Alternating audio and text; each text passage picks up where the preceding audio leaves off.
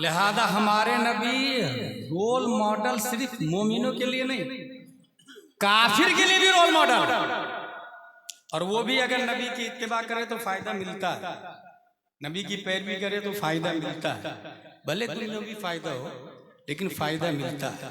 अब एक बहुत बड़ा सवाल आपके सामने ये होगा कि नबी जब इतने अच्छे हैं और ये कुरान और बुखारी शरीफ में लिखा हुआ है तो ये सुन्नियों ही को समझ में आता है, वहाबी देवबंदी को नहीं समझ में आता, सुले गुल्ली को नहीं समझ में आता, अहले हदीस को नहीं समझ में आता।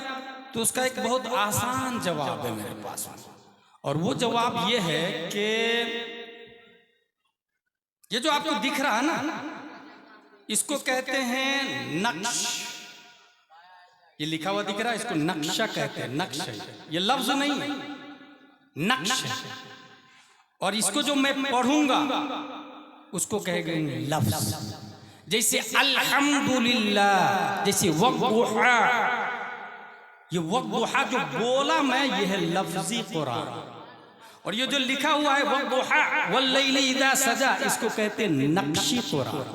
अब गौर से सुनिए, अगर आपका वुजू नहीं है तो नक्शी कुरान का हाथ पे आना हराम है, लेकिन लफ्जी कुरान जायज है, पढ़ना जायज है, ठीक है। छूना हराम, पढ़ना जायज है।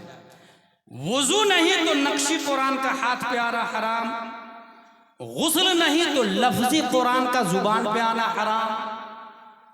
दो कुरान हो गए, तीसरा कुरान है जो इसका माना है वक़्तुहा, चाश्त की कसम, इसका माना दिमाग में आता है, ठीक। कुरान हाथ में आता, नक्शी कुरान हाथ में आता, लफ्जी कुरान जुबान पर आता, मानवी कुरान दिमाग में आता।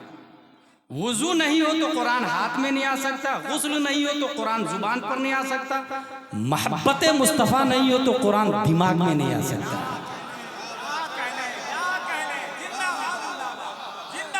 छूने के लिए वुजू करना होगा, पढ़ने के लिए गुस्ल करना होगा, समझने के लिए मोहब्बत मुस्तफ़ा करनी होगी।